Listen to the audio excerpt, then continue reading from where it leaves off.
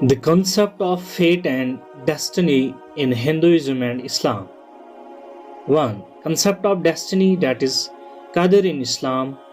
Qadr is the concept of destiny.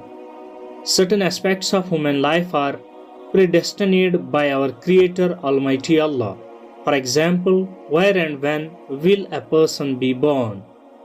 The surroundings and the conditions in which he will be born, how long will he live, and where and when will he die. These are the predetermined by the Creator. 1. Concept of destiny in Hinduism. The concept of destiny in Hinduism is somewhat similar to that of Islam. 2. Present conditions are a test. There are several verses in the Quran which clearly specify that our Creator Almighty Allah tests us in several different ways. It is mentioned in the Quran. A. Or do you think that ye shall enter the garden of bliss without such trials as came to those who passed away before you? They encountered suffering and adversity, and were so shaken in spirit that even the messenger and those of faith who were with him cried, when will come the help of Allah? Ah, verily the help of Allah is always near. Al-Quran 2:214. B.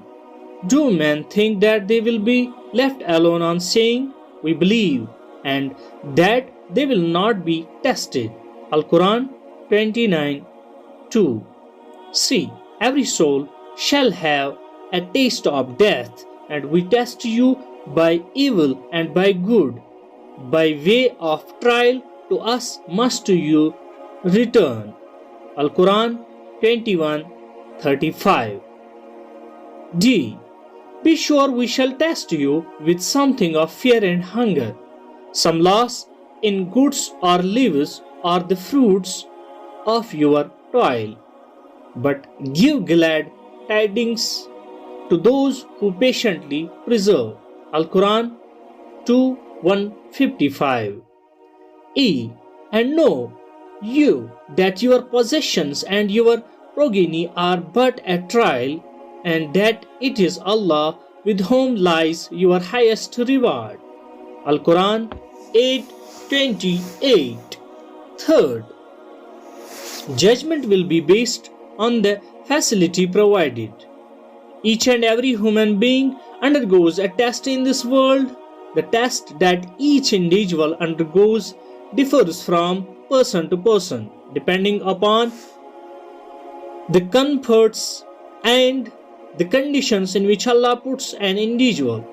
He passes his judgment accordingly. For example, if a teacher sets a difficult examination paper, the assessment and evaluation of the answer sheets is usually lenient. On the other hand, if the teacher sets an easy examination paper, the assessment and evaluation is strict. Similarly, some human beings are born in rich families, while some other are born in poor families. Islam instructs every rich Muslim who has a saving of more than nisab level, that is 85 grams of gold, to give 2.5% of his excess wealth in obligatory charity every lunar year. This is called the system of zakat in Islam. Some rich persons may be giving the minimum required charity, some may be giving less than what is required, while others may not be given at all. Thus, for the rich men, some may get full marks in zakat, that is charity, some may get less, while some may get nil. On the other hand, a poor person who has a saving of less than 85 grams of gold gets full marks in zakat, because he does not have to give this compulsory charity. Any normal human being would like to be rich and not poor.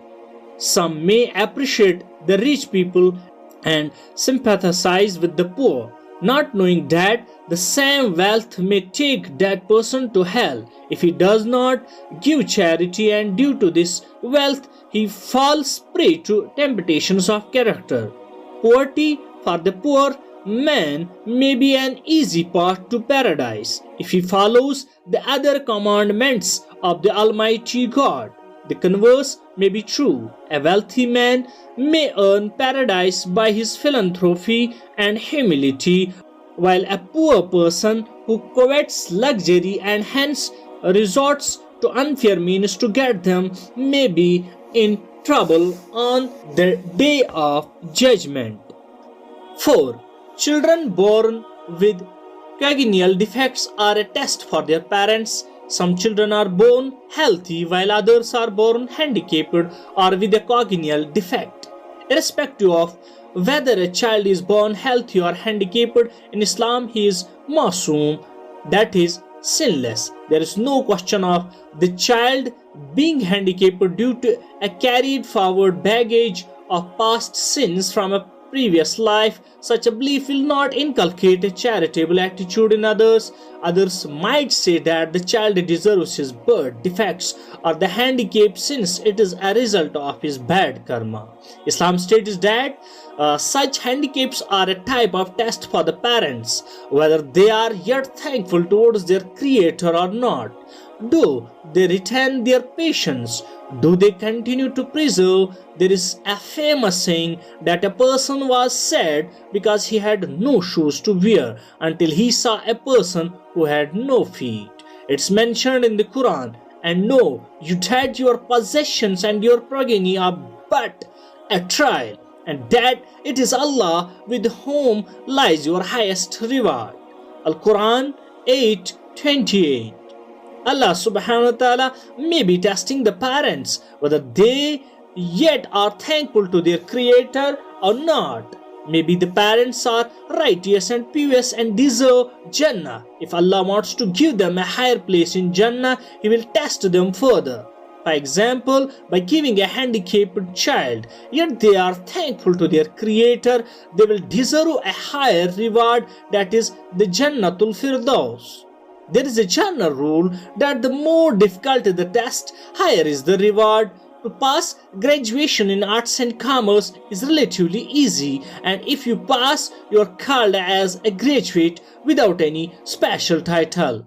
But if you graduate in the field of medicine, which is comparatively a much more difficult examination, besides becoming a graduate, you are also called a doctor, and the title doctor is put in front of your name. In the same way, Allah subhanahu wa ta'ala tests different people in different ways, some with health, some with disease, some with wealth, some with poverty, some with more intelligence, some with less, and depending upon the facilities and faculties He gives an individual, He tests accordingly. Thus, the main reason for the differences amongst human beings is that this life is a test for the hereafter. Life after death is mentioned in the Quran as well as the Vedas. Individual differences are not due to transmigration of the souls or samsara. These beliefs were added on in subsequent scriptures like the Upanishads, Bhagavad Gita, Puranas, and the Manusmriti. The repetitive cycle of birth and death was unknown and unheard of in the Vedic period.